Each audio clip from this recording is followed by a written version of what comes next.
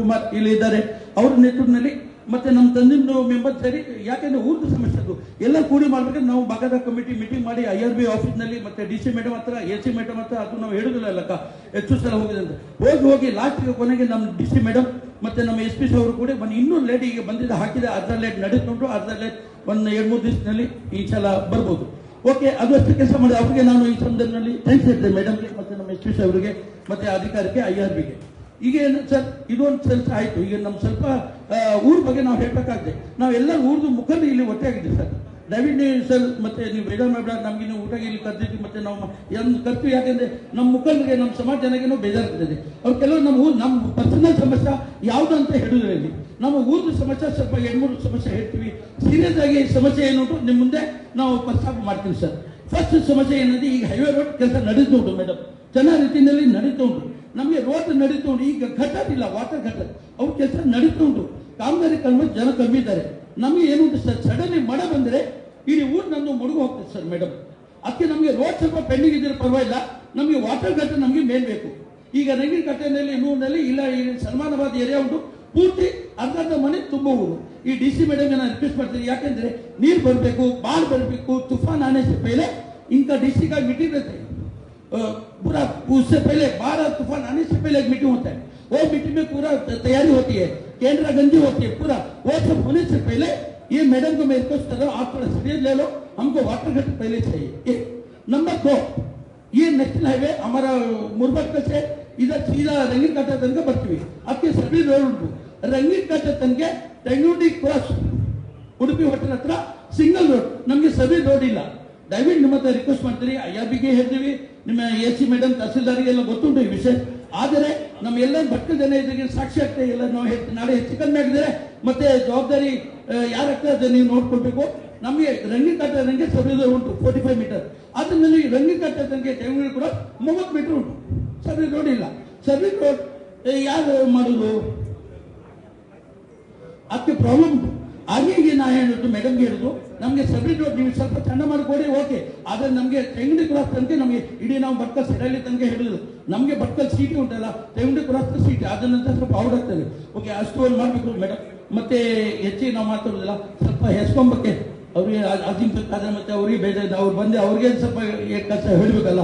ಈ 110 KV ಉಂಟು, ಇನ್ನೂ ತನಕ ಆಗಲಿಲ್ಲ, ಅರ್ಧ ಆಗಿಲ್ಲ. ಅವ್ರಿಗೆ ಒಂದು ಮೆಮೊಂಡಮ್ ನಾವು ಕೊಡ್ತೀವಿ. 3-4 ಅವರಿಗೆ ಕಂಪ್ಲೇಂಟ್ ಉಂಟು, ಪದೇ ಲೈನ್ ಹೋಗುದು, ಹಬ್ಬ ಟೈಮ್ನಲ್ಲಿ ಲೈನ್ ಹೋಗುದು, ಅದೆಲ್ಲ ನಮ್ಮ ಮಂಜುನಾಥ್ ಅಂತ AW ಉಂಟು, ಅವ್ರು ಸೀನಿಯರ್ ಆಫೀಸರ್ ಗೊತ್ತುಂಟು. ಒಂದು ಟೈಮ್ನಲ್ಲಿ ಏನಾಯ್ತು ನಿಮ್ಗೆ ಗೊತ್ತಾಗಿ ಉಂಟು. ಹಬ್ಬ ನಮ್ಮ ನಮಾಜ್ ಈದ್ಗಾ ಪಳ್ಳಿ ಮಾಡು, ಇಡೀ ಭಟ್ಕಲ್ ಕರೋಡು ಕೂಡ ಹಬ್ಬ ನಮಾಜ್ ಮಾಡ್ಕೊಳ್ಳೆ ಇಡೀ 500 ಜನ ಗೆರಾವ್ ಹೋಗ್ಬಿಟ್ಟು KLBನಲ್ಲಿ. ದೇವರು ಏನಾಗ್ತಿದೆ ಆ ದಿವಸ ಗಲಾಟೆ ಅಂತೂ ಹೇಳುದಲ್ಲ. ಅಲ್ಲ ನಮಗೆ ಬಚಾಮುರ ಅವರ ಕೇಂದ್ರದಲ್ಲಿ ಸಾಜಿದ್ ಮುಲ್ಲಾ ಅವರು AC ಅಲ್ಲಿ ಭಟ್ಕಲ್ನಲ್ಲಿ ಏನೇನು ಕಂಟ್ರೋಲ್ ಮಾಡಿ, ಕೋನೇನು ಮಾಡಿ, ನಾವು ಏನೇನು ಮಾಡಿ ಅದೊಂದು ಕಂಟ್ರೋಲ್ ಮಾಡಿ ದೇವರಿಂದ ಒಳ್ಳೆ ಕಂಟ್ರೋಲ್ ಆಯ್ತು. ಅಂತ ಮೂಮೆಂಟ್ ಬರೋದು ಬೇಡ ಸರ್. ನೀವು ಬಂದಿದ್ದೀವಿ, ಅಜಿಮ್ ಕಾರ್ತಿಕ್ ಅವರೇ ಹೆಚ್ಕೊಂಡು ಪದೇ ಲೇಟ್ ಹೋಗುದು, ಬಿಲ್ ಆಗುದು, ಸಣ್ಣ ಪುಟ್ಟ ಕೆಲಸ ಸರ್.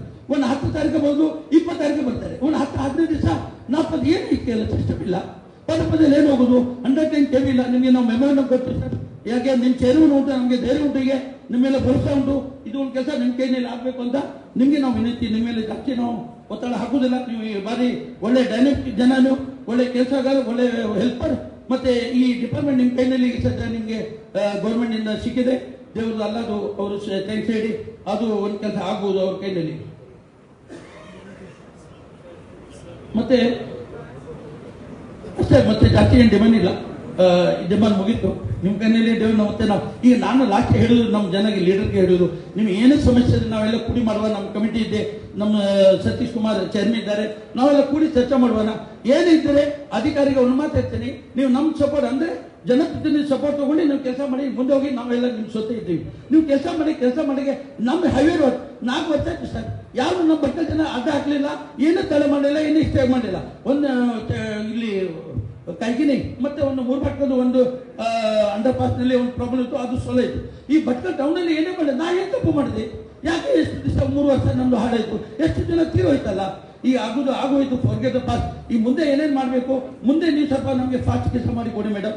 ಮತ್ತೆ ನಮ್ಮ ಮಾತು ಮುಗಿತೇನೆ. ನೀವೆಲ್ಲ ಒಂದೇ ರೀತಿಯಲ್ಲಿ ನಾವು ಬಂದಿದ್ರಿ, ಮತ್ತೆ ನಮ್ಮ ಜೊತೆ ಎಲ್ಲ ಊಟ ಮಾಡಿ ನೀವು ಹೋಗ್ಬೇಕಾ, ಮತ್ತೆ ನಿಂತು ಮಾಡಿ ನೀವೆಲ್ಲ ಬಂದ್ರಿಗೆ ಮತ್ತೊಂದ್ಸಲ ನೀವೆಲ್ಲ ವೆಲ್ಕಮ್ ಮಾಡಿ ಅಭಿನಂದನೆ ಹೇಳಿ ನಿಮಗೆಲ್ಲ ಸ್ವಾಗತ ಮಾಡಿ ಸ್ವಾಗತ ಸುಸ್ವಾಗತ. ನಾವೆಲ್ಲ ಜನ ಶಾಂತಿಯ ತೋಟ ನಾವೆಲ್ಲ ಮಾಡಿ ಒಂದೇ ತೋಟದಲ್ಲಿ ನಾವಿರೋ ನಮ್ಮ ಭಜನೆ ಉಂಟು, ಅದು ನಾವು ಸಂಸ್ಕೃತಿ ಉಂಟು, ಅದೆಲ್ಲ ತಗೊಂಡು ಮುಂದೆ ಹೋಗುವ. ಯಾಕೆ ಯಾವ ಕೆಲಸ ಎಲ್ಲ ಸಮಾಜ ಕೂಡಿ ಮಾಡಬೇಕು. ಈ ಸಮಯದಲ್ಲಿ ನಮ್ಮ MLA ಗೆ ಕರೆದು ನಾವು ನಮ್ಮ ಅವರು ಲೈಫ್ ಬಗ್ಗೆ ಬರ್ತಾನೆ ಗೊತ್ತಾ, ಅವ್ರ ಹತ್ರ ಅಪಾಯಿಂಟ್ಮೆಂಟ್ ತಗೊಂಡು ನಾವು ಇದು ಫಂಕ್ಷನ್ ಫಿಕ್ಸ್ ಮಾಡಿದ್ವಿ. ಇವತ್ತು ನಾವು ಇಲ್ಲಾಂದ್ರೆ 28, 29, 30 ಹಾಲಿತ್ತು. ಆದ್ರೆ ಬೇಡ ಇದೇ ಡೇಟ್ ಕೊಡಿ ಅಂತ ಅವ್ರು ಹೇಳಿದ್ರು. ಅವ್ರ ಪ್ರಕಾರ ನಾವು ಕಲ್ತಿದ್ದು. ಅವ್ರು ಬರಲಿಲ್ಲ ಅಂದ್ರೆ ನಾವೇನು ಮಾಡ್ಲಿಕ್ಕೆ ಬರೋದಿಲ್ಲ, ಜನಗೆ ಗೊತ್ತಾಗಬೇಕು ಅಂತ ಹೇಳಿದೆವು. ಮತ್ತೆ ನೀವು ಬೇಡ ಮಾಡಲಿಕ್ಕೆ ಇಲ್ಲ, ಇಂಥ ಚಂದನೆ ಬೇಡ, ನಮಗೆ ನಮ್ಮ ಕಮಿಟಿಗೆ ಭಾರಿ ಬೇಜಾರಾಗಿದೆ. ಬಟ್ ಅವರು ಇರಲಿ ಅವ್ರ ಕಡೆ ಏನೇ ಕೆಲಸ ಮಾಡಬೇಕು ನಾವೆಲ್ಲ ಹಿಂದೆ ತಗೊಂಡು ಕೆಲಸ ಮಾಡ್ತೀವಿ. ಬಟ್ ನಮ್ಮ ಶಾಸಕರು ಅವರು ನಮ್ಮದೇ ಬಾಸ್ ಅವರು, ನಮ್ಮ ಜಿಲ್ಲೆಗೆ ಬಾಸ್ ಅವರು ಇರಲಿ, ಅವ್ರು ಬೇರೆ ಏನು ಕೆಲಸಕ್ಕೆ ಹೋಗ್ಬೋದು. ಬಟ್ ನಮ್ಮ ಫಂಕ್ಷನ್ಗೆ ಬರಲಿಲ್ಲ ಅಂತ ನಮಗೆ ಸ್ವಲ್ಪ ಬೇಜಾರು ದುಃಖ ಆಗಿದೆ. Okay, thank you. ಮತ್ತೊಂದ್ಸಲ ನಿಮ್ಮೆಲ್ಲ ಅಭಿನಂದನೆ. ನಮ್ಮ ಮಾತನ್ನ ಮುಗಿಸ್ತೀನಿ. ಜೈ ಹಿಂದ್, ಜೈ ಕರ್ನಾಟಕ. ಆರ್ಗನೈಸ್ ಮಾಡಿದ್ದಾರೆ.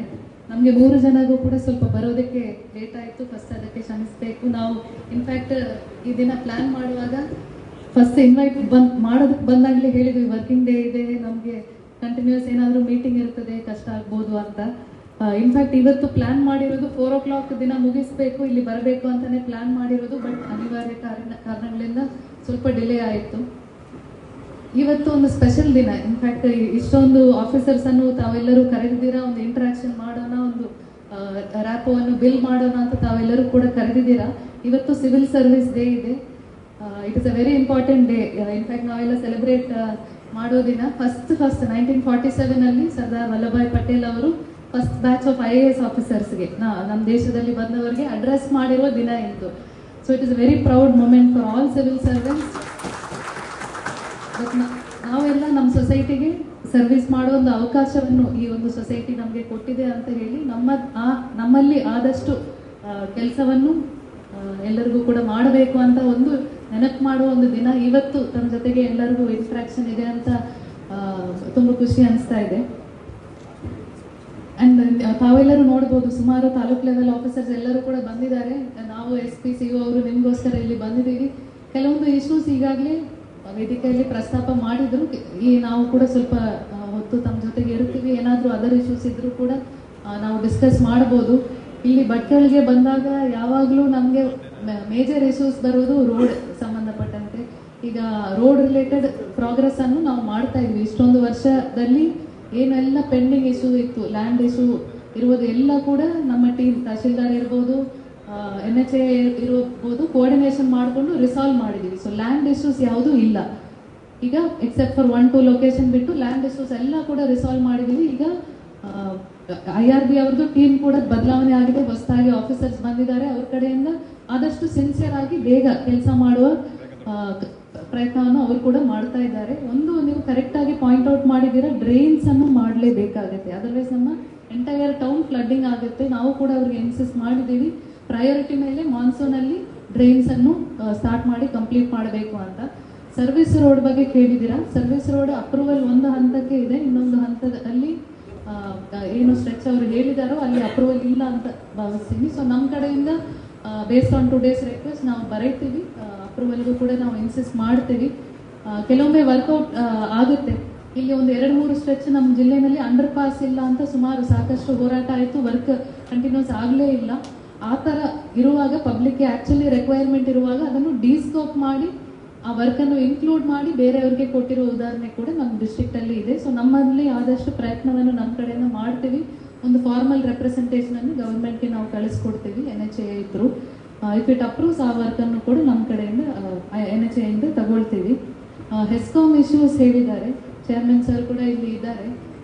ನಮ್ಮ ಡಿಸ್ಟ್ರಿಕ್ಟಲ್ಲಿ ಹೆಸ್ಕಾಮ್ ಇಶ್ಯೂಸ್ ಬಹಳ ಇದೆ. ನಮ್ಮದು ಈ ಥರ ಒಂದು ಟೆರೇನ್ ಇರೋದ್ರಿಂದ ಮತ್ತು ಗುಡ್ಡೆಗಾಡು ಪ್ರದೇಶ ಇರೋದ್ರಿಂದ ನೆಟ್ವರ್ಕ್ ಇರ್ಬೋದು, ಎಲೆಕ್ಟ್ರಿಸಿಟಿ ಇರ್ಬೋದು, ನಮಗೆ ಸ್ವಲ್ಪ ತೊಂದರೆ ಆಗುತ್ತೆ. ಬಟ್ ಆದಷ್ಟು ಪ್ರತಿ ವರ್ಷ ಹೆಸ್ಕಾಮ್ ಅವ್ರ ಕಡೆಯಿಂದ ಆಗ್ತಾ ಇದೆ. ಒಂದು 110 kV ಸ್ಟೇಷನ್ ಬೇಕು ಅಂತ ಕೂಡ ರಿಕ್ವೆಸ್ಟ್ ಮಾಡಿದ್ದಾರೆ. ಇಶ್ಯೂ ಬಗ್ಗೆ ಸ್ವಲ್ಪ ಬ್ರೀಫಿಂಗ್ ತಗೊಳ್ತೀವಿ, ಕೋರ್ಟ್ ಕೇಸ್ ಕೂಡ ಇದೆ ಅಂತ ಹೇಳಿದರು. ಸೊ ನಮ್ಮಲ್ಲಿ ಮ್ಯಾಕ್ಸಿಮಮ್ ಎಷ್ಟು ಸಪೋರ್ಟ್ ಮಾಡಬೇಕು ಅದರಲ್ಲೂ ಕೂಡ ಮಾಡ್ತೀವಿ. ಆ್ಯಂಡ್ ರೆಗ್ಯುಲರ್ ಆಗಿ ಹೆಸ್ಕಾಮಿಂದ ಆಗೋದು, ಈಗ ಮಾನ್ಸೂನಲ್ಲಿ ನಮಗೆ ಪವರ್ ಶಟ್ ಡೌನ್ ಫ್ರೀಕ್ವೆಂಟ್ಲಿ ಆಗುತ್ತೆ. ಸೊ ನಮ್ಮ DC ಆಫೀಸಲ್ಲಿ ಸೆಪರೇಟ್ ಆಗಿ ಒಂದು ಟೀಮ್ ಮಾಡ್ತೀವಿ. ಹೆಂಗೆ ನಮ್ಮ ಕಂಟ್ರೋಲ್ ರೂಮ್ ಫಂಕ್ಷನ್ ಆಗುತ್ತೆ, ಅದರಲ್ಲಿ ಹೆಸ್ಕಾಂ ಅವರು ಕೂಡ ಒಬ್ಬರು ಇದ್ದೇ ಇರ್ತಾರೆ. ಆ್ಯಂಡ್ ಎಲ್ಲಾದರೂ ನಿಮಗೆ ತೊಂದರೆ ಆಗಿದ್ರೆ ತಕ್ಷಣ ನಮ್ಮ ಕಂಟ್ರೋಲ್ ರೂಮ್ಗೆ ಇನ್ಫಾರ್ಮ್ ಮಾಡಿದ್ರೆ ಅದನ್ನು ಅಟೆಂಡ್ ಮಾಡುವ ವ್ಯವಸ್ಥೆಯನ್ನು ನಮ್ಮ ಕಡೆಯಿಂದ ಮಾಡ್ತೀವಿ. ಇನ್ಫ್ಯಾಕ್ಟ್ ಲಾಸ್ಟ್ ಇಯರ್ ಈ ಥರ ನಮಗೆ ಕಂಪ್ಲೇಂಟ್ಸ್ ಕಂಟ್ರೋಲ್ ರೂಮ್ಗೆ ಯಾವುದು ಬಂದಿದೆಯೋ within 6 to 8 hours line change ಮಾಡೋದು, ಕಂಬ ಹಾಕೋದು, ಎಲ್ಲ ವ್ಯವಸ್ಥೆಯನ್ನು ಕೂಡ ಹೆಸ್ಕಾಂ ವತಿಯಿಂದ ಮಾಡಿದ್ರು ನಮ್ಮ ಡಿಸ್ಟ್ರಿಕ್ಟಲ್ಲಿ. ಸೊ ಏನಾದರೂ ತೊಂದರೆ ಆಗಿದ್ರೆ ಅಂದರೆ ಇಮಿಡಿಯೇಟ್ ರಿಪೇರ್ ವರ್ಕ್ಸ್ ಏನಾದರೂ ಬೇಕಾದರೆ ತಕ್ಷಣ ನಮಗೆ ತಿಳಿಸ್ಬೋದು. ಈಗ ಒಂದೆರಡು ವಿಷಯ ಐ ಥಿಂಕ್ CO ಅವರು ಮಾತಾಡುವಾಗಲೂ ಹೇಳ್ತಾರೆ. ಈ ಒಂದು ಪರ್ಟಿಕ್ಯುಲರ್ ಲೊಕೇಶನಲ್ಲಿ ಈಗ ಪ್ರೆಸೆಂಟ್ಲಿ ಮೀಸಿಲ್ಸ್ ಕೇಸಸ್ ಜಾಸ್ತಿ ಬರ್ತಾ ಇದೆ. ಇವತ್ತು ನಾವು CO ಅವರು ಕೂಡ ರಿವ್ಯೂ ಮಾಡಿದ್ದೀವಿ. ಆಫ್ಟರ್ 2023ನಲ್ಲಿ ಒಂದು 200 ಕೇಸ್ ಮೀಸಿಲ್ ಮಕ್ಕಳಿಗೆ ಬಂದಿದೆ. ಈಗ ಮತ್ತೆ ಈ ವರ್ಷ ಒಂದು 7 ಕೇಸಸ್ ಈಗ ಜಸ್ಟ್ ಸ್ಟಾರ್ಟ್ ಆಗ್ತಾ ಇದೆ. ಈ ಸಂದರ್ಭದಲ್ಲಿ ನಾವು ಇದು ಕಂಟ್ರೋಲ್ ಮಾಡಿಲ್ಲ ಅಂದರೆ ಅದು ವೈರಲ್ ಆಗುತ್ತೆ. ನಿಮಗೆ ಗೊತ್ತಿದೆ, ಮೀಸಿಲ್ಸ್ ವಿಲ್ ಸ್ಪ್ರೆಡ್, ಒಂದು ಮಗುವಿಂದ ಇನ್ನೊಂದು ಮಗುವಿಗೆ ಸ್ಪ್ರೆಡ್ ಆಗುವ ಸಾಧ್ಯತೆ ಇದೆ. ಸೊ ದಯವಿಟ್ಟು ಅದ್ರ ಬಗ್ಗೆ ತಾವೆಲ್ಲರೂ ನಿಮ್ಮ ಫ್ಯಾಮಿಲಿಯವರಿಗೆ ಹೇಳ್ಕೊಂಡು ಏನು ವ್ಯಾಕ್ಸಿನೇಷನ್ ಆಗಬೇಕು, ಡಾಕ್ಟರ್ಸ್ ಕಡೆಯಿಂದ ಏನು ಪ್ರಯತ್ನ ಮಾಡ್ತಾರೋ ಅದಕ್ಕೆ ದಯವಿಟ್ಟು ಸಪೋರ್ಟ್ ಮಾಡಿ. ಮತ್ತು ಸರ್ ಮಾತಾಡುವಾಗ ಒಂದು ಒಳ್ಳೆ ವಿಷಯ ಹೇಳಿದರು, education is very very important. ಎಲ್ಲರಿಗೂ ನಾವು ಓದಿಸ್ಬೇಕು. ಎಲ್ಲರೂ ಕೂಡ ಸೊಸೈಟಿನಲ್ಲಿ ಮುಂದೆ ಬಂದು ಕಾಂಟ್ರಿಬ್ಯೂಷನ್ ಮಾಡುವ ಒಂದು ಸ್ಥಾನಕ್ಕೆ ಬರ್ಬೋದು. That is the value of education. ಎಜುಕೇಷನಿಂದ ನಾವು ಕಲಿತ್ಬಿಟ್ಟು ವಾಪಸ್ ನಾವು ಸೊಸೈಟಿಗೆ ಏನಾದರೂ ಕೊಡಬೇಕು. ಆ ಒಂದು ಕೂಡ ನಮ್ಮ ತಮಗೆ ರಿಕ್ವೆಸ್ಟ್ ಮಾಡ್ತೀವಿ, ತಮ್ಮಲ್ಲಿ ಆದಷ್ಟು ಎಲ್ಲರಿಗೂ ಕೂಡ ಎಜುಕೇಷನನ್ನು ಎನ್ಶೋರ್ ಮಾಡುವ ವ್ಯವಸ್ಥೆಯನ್ನು ಮಾಡಿ.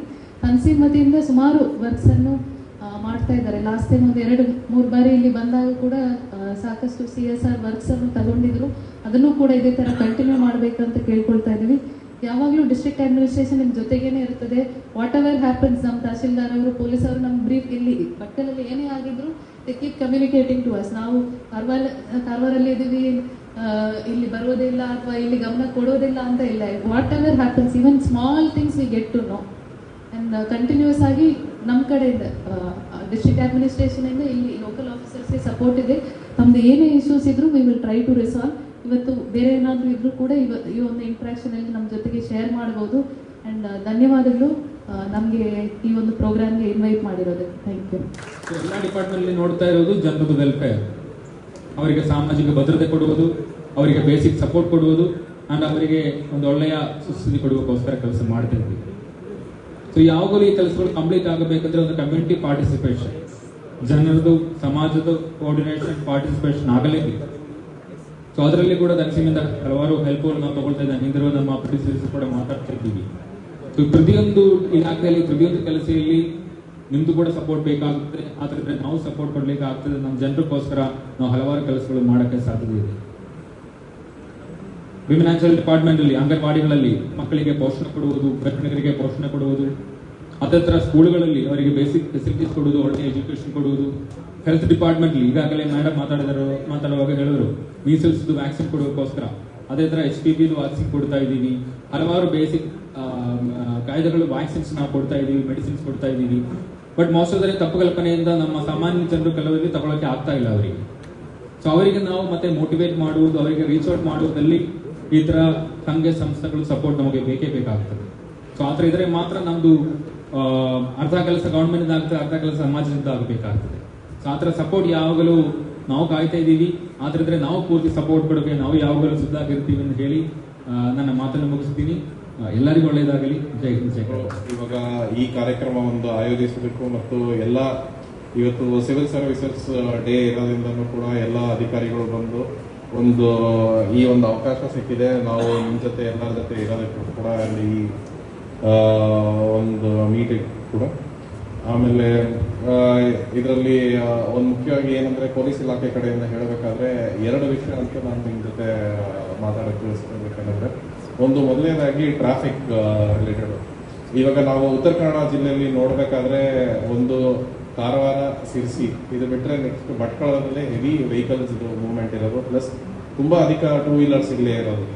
ಸೊ ಇದರಿಂದ ಕೆಲವು ವರ್ಷಗಳಿಂದ ನಾವು ಅನಾಲಿಸಿಸ್ ಮಾಡಿ ನೋಡಿದಲ್ಲಿ ಆಕ್ಸಿಡೆಂಟ್ಸ್ ರೇಟ್ ಕೂಡ ಇಲ್ಲಿ ಹೆಚ್ಚಾಗಿ ಆಗ್ತಾ ಇದೆ. ಯಾಕಂದ್ರೆ ಇವಾಗ ಪ್ರತಿಯೊಂದು ಟ್ರಾಫಿಕ್ ಅಲ್ಲಿ ಜಾಸ್ತಿ ಒಂದು ವೆಹಿಕಲ್ 4-5 ವಿಷಯಗಳಿರುತ್ತೆ ಆಕ್ಸಿಡೆಂಟ್ ಆಗೋದ ಕಾರಣಕ್ಕೆ. ಒಂದು ಡ್ರೈವರ್ದು ನೆಗ್ಲಿಜೆನ್ಸ್ ಅಂಡ್ ಸೇಫ್ಟಿ ಪ್ರಿಕಾಷನ್ಸ್ ತಗೊಳ್ದಿರೋದು ಕಾರಣ. ಒಂದು ಹೆಲ್ಮೆಟ್ ಹಾಕೊಂಡು ಓಡಿಸೋದಿರ್ಬೋದು, ಕರೆಕ್ಟಾಗಿ ಡೈರೆಕ್ಷನ್ಸ್ಗೆ ಓಡಿಸೋದು, ಲೆಫ್ಟ್ ಲೇನಲ್ಲಿ ಇರ್ಬೋದು, ರೈಟ್ ಲೇನಲ್ಲಿ ಹೋಗ್ಬೇಕು. ಯಾಕೆಂದ್ರೆ ನಿಮ್ದು ಹೈವೇ ಇರೋದ್ರಿಂದ ಜಾಸ್ತಿ ವೆಹಿಕಲ್ ಮೂವ್ಮೆಂಟ್ ಕೂಡ ಹೆಚ್ಚಾಗಿರುತ್ತೆ, ಹೆವಿ ವೆಹಿಕಲ್ ಮೂವ್ಮೆಂಟ್ ಆ ಸಮಯದಲ್ಲಿ ಓಡಿಸೋದು ಅದು ವೆರಿ ಇಂಪಾರ್ಟೆಂಟ್ ಇರುತ್ತೆ. ಎರಡನೇದು ಏನಂದ್ರೆ ಇನ್ನೊಂದು ರೂಲ್ಸ್ ಫಾಲೋ ಮಾಡಬೇಕಾಗಿರೋದು, ಒನ್ ವೇಲ್ ಬರ್ದಿರ್ಬಾರ್ದು.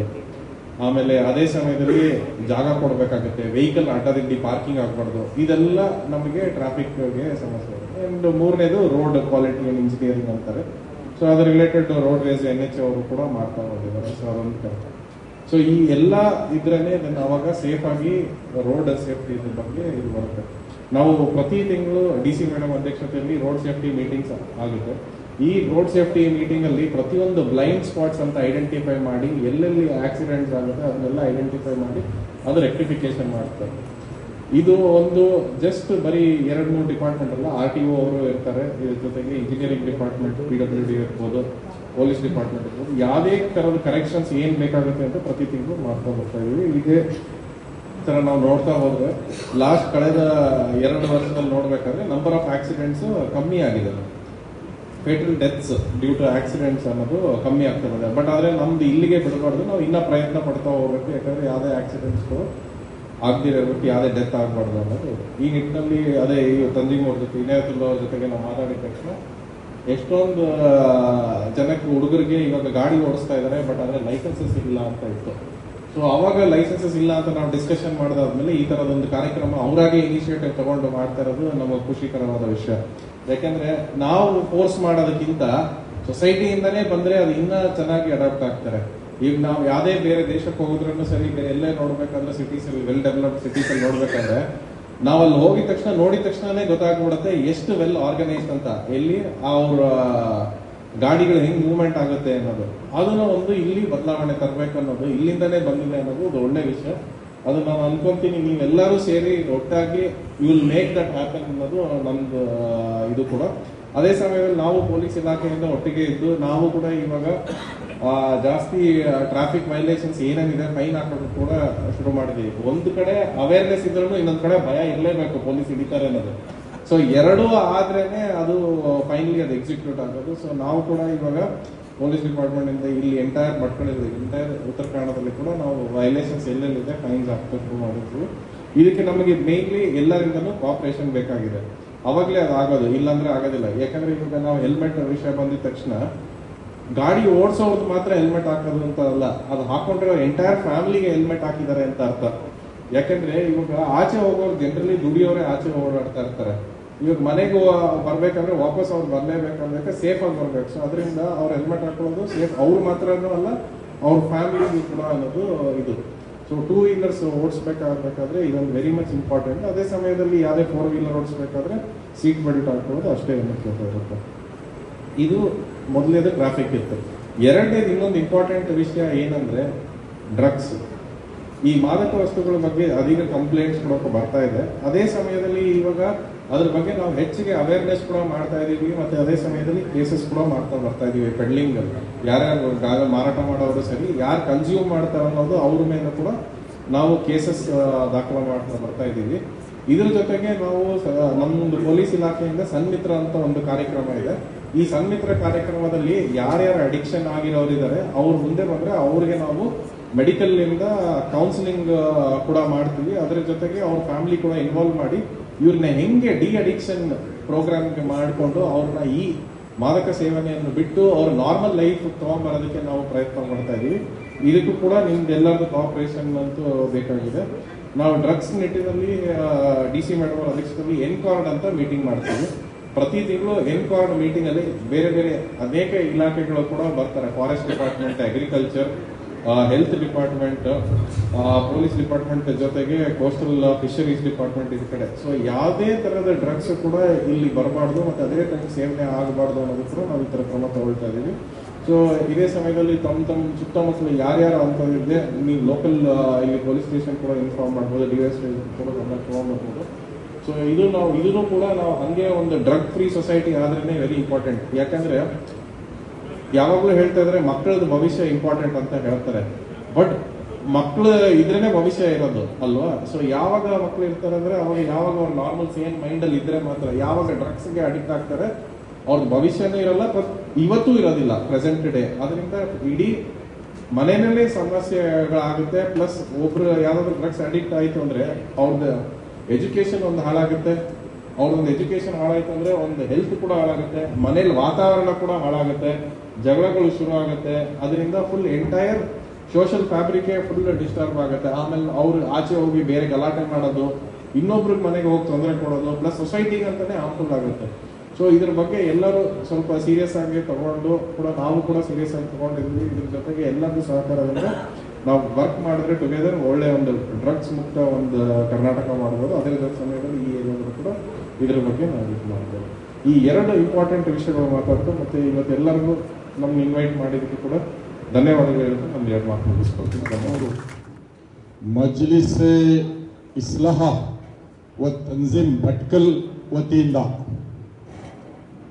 ಇವತ್ತು ಏನು ಭಟ್ಕಲ್ ಪಟ್ಟಣದಲ್ಲಿ ನಡೀತಾ ಇದೆ, ನಾನು ಕೂಡ ಶಿಗ್ಗಾಂವಿಂದ ಬಂದಿದ್ದೇನೆ. ಇನಾಯತುಲ್ಲಾ ಸಾಹೇಬರು 4-5 ಬಾರಿ ಫೋನ್ ಮಾಡಿದ್ರು, ನಿಮ್ಮ ಕಡೆನೇ ಬರ್ತೀನಿ ಅಂದರು. ಬೇಡ ನಾನೇ ಬರ್ತೀನಿ ಅಂತೇಳಿ ಚಾಲು ಮಾಡಪ್ಪ. ಈ ಸಮಾರಂಭದ ಅಧ್ಯಕ್ಷರು, ಆತ್ಮೀಯರು, ಸಮಾಜದ ಹಿತೈಷಿಗಳು ಆಗಿರ್ತಕ್ಕಂಥ ಇನಾಯತುಲ್ಲಾ ಸಾಹೇಬ್ರೆ, ನಮ್ಮ ಸಚಿವರು ಬರಬೇಕಾಗಿತ್ತು, ಬರ್ತೀನಂತೆ ನನ್ನ ಮುಂದೆ ಹೇಳಿದ್ದಾರೆ. ಶ್ರೀ ಮನ್ಕಾಲ್ ವೈದ್ಯ ಸಾಹೇಬ್ರೆ, ವೇದಿಕೆ ಮೇಲೆ ಹಸಿರಾಗಿರ್ತಕ್ಕಂಥ ಕಾರವಾರ ಜಿಲ್ಲಾಧಿಕಾರಿ ಆಗಿರ್ತಕ್ಕಂಥ ಶ್ರೀಮತಿ ಲಕ್ಷ್ಮೀ ಪ್ರಿಯಾರ್ ಅವರೇ, ಪೊಲೀಸ್ ವರಿಷ್ಠಾಧಿಕಾರಿ ಆಗಿರ್ತಕ್ಕಂಥ ಆಗುತ್ತೆ. ಇಲ್ಲಿ ಒಂದು 2-3 ಸ್ಟ್ರೆಚ್ ನಮ್ಮ ಜಿಲ್ಲೆಯಲ್ಲಿ ಅಂಡರ್ ಪಾಸ್ ಇಲ್ಲ ಅಂತ ಸುಮಾರು ಸಾಕಷ್ಟು ಹೋರಾಟ ಆಯಿತು, ವರ್ಕ್ ಕಂಟಿನ್ಯೂಸ್ ಆಗಲೇ ಇಲ್ಲ. ಆ ಥರ ಇರುವಾಗ ಒಂದು ಚಪ್ಪಾಳೆಯ ಮೂಲಕ ಅವರನ್ನು ಅತಿಥಿಗಳನ್ನು ಸ್ವಾಗತಿಸಲು ಮತ್ತು ಈ ರೂಪರೇಷೆಗಳ ಆದಷ್ಟು ಪ್ರಯತ್ನವನ್ನು ನಮ್ಮ ಕಡೆಯಿಂದ ಮಾಡ್ತೀವಿ. ಒಂದು ಫಾರ್ಮಲ್ ರೆಪ್ರೆಸೆಂಟೇಷನ್ ಗವರ್ಮೆಂಟ್ಗೆ ನಾವು ಕಳಿಸ್ಕೊಡ್ತೀವಿ. NHAL ಇಫ್ ಇಟ್ ಅಪ್ರೂವ್ಸ್ ಆ ವರ್ಕನ್ನು ಕೂಡ ನಮ್ಮ ಕಡೆಯಿಂದ NHAL ಇಂದ ತಗೊಂಡು. And shared purpose. You must also remember that if we wish to send harmony in the world, it must first begin within our own hearts and minds. इसीलिए हमने सोचा कि पूरे गवर्नमेंट के लोगों को मिलकर हम लोग साथ में खाना खाएंगे, हम कुछ बात करेंगे. यही टाइम ಮತ್ತೆ ನಾವು ಜನಪ್ರತಿನಿಧಿಸ್ತಾ ಬಂದಿರೋದು ಬಹಳ ಖುಷಿ ಕೊಡುವಂತಹ ವಿಷಯ. ಮುಖ್ಯವಾಗಿ ಒಂದು ನಾವೆಲ್ಲರೂ ತಿಳ್ಕೊಬೇಕು, ನಾವು ಈ ಪ್ರಕೃತಿಯ ಮೇಲೆ ಎಲ್ಲರೂ ಮನುಷ್ಯರು ಸಮಾನರು. ನಮಗೆ ವಿಶ್ವಸಂಸ್ಥೆ ಹೇಳ್ತದೆ ಅಂತ ಹೇಳಿದ್ರೆ universal declaration of human rights ಹೇಳ್ತದೆ. ಅದರಲ್ಲಿ ಮುಖ್ಯವಾಗಿ ನಮ್ಮ ಕಾನ್ಸ್ಟಿಟ್ಯೂಷನ್ ಕೂಡ ಸಮಾನತೆ, ಸಹೋದರತ್ವ, ಶಾಂತಿ ಇವೆಲ್ಲವೂ ಕೂಡ ನಾವು ಯಾವುದೇ ಧರ್ಮ ಗ್ರಂಥಗಳಿರ್ಬೋದು, ಯಾವುದೇ ರಾಜಕೀಯ ಗ್ರಂಥಗಳಿರ್ಬೋದು, ಯಾವುದೇ ಬೇರೆ ಬೇರೆ ತತ್ವ ಸಿದ್ಧಾಂತಗಳಿರ್ಬೋದು, ಮುಖ್ಯವಾಗಿ ಶಾಂತಿ ಸೌಹಾರ್ದತೆಯನ್ನು ನಾವು ಪಾಡ್ತಾ ಅದು ಒಂದು ಪಠಣವನ್ನು ಮಾಡ್ತೇವೆ. ಹಾಗಾಗಿ ನಮ್ಮ ದೇಶ ಬಹಳಷ್ಟು ವಿಶಿಷ್ಟತೆಗಳನ್ನು ಹೊಂದಿರುವಂತಹ ದೇಶ. ಆದರೂ ಕೂಡ ನಾವು ಈ ವಿಶೇಷತೆಯಲ್ಲಿ ನಾವು ಏಕತೆಯನ್ನು ಕಂಡುಕೊಂಡಿರುವವರು, ಬಹಳ ಹಾರ್ಮನಿ. ನಮ್ಮ ದೇಶದ ಚರಿತ್ರೆ ಇತಿಹಾಸವನ್ನು ನೋಡಿದಾಗ ಬಹಳಷ್ಟು ಜನ ಬೇರೆ ಬೇರೆ ಕಡೆಯಿಂದ ಬಂದಾಗ ತಾವು ಕೂಡ ನೋಡಿರ್ಬೋದು, ಬೇರೆ ಬೇರೆ ಧರ್ಮದವರು ಬಂದಾಗ ಇಲ್ಲಿ ಆಹ್ವಾನ ಮಾಡಿಕೊಂಡು ಅವ್ರನ್ನ ಎಂಬ್ರೇಸ್ ಮಾಡಿಕೊಂಡು ಇಲ್ಲಿ ಅವರಿಗೆ ನೆಲೆಯಾಗಿ ಕಲ್ಪಿಸಿಕೊಟ್ಟಂತಹ ಸಂಸ್ಕೃತಿ ಇರುವಂತಹ ದೇಶ. ಇಲ್ಲಿ ಹಲವಾರು ಸಂಸ್ಕೃತಿಗಳು, ಹಲವಾರು ಜನಾಂಗಗಳು ಬಂದು ಇಲ್ಲಿ ಅವರ ಸಂಸ್ಕೃತಿಯನ್ನು ಕೂಡ ಇಲ್ಲಿ ತಂದು ಅದರಲ್ಲಿ ಮತ್ತೆ ವೈಶಿಷ್ಟ್ಯತೆ ಇಲ್ಲಿ ಕೊಡುವುದು ತಗೊಳ್ಳೋದು ಸಂಸ್ಕೃತಿಯಲ್ಲಿ ವಿನಿಮಯಗಳು ಆಗಿದ್ದಾವೆ.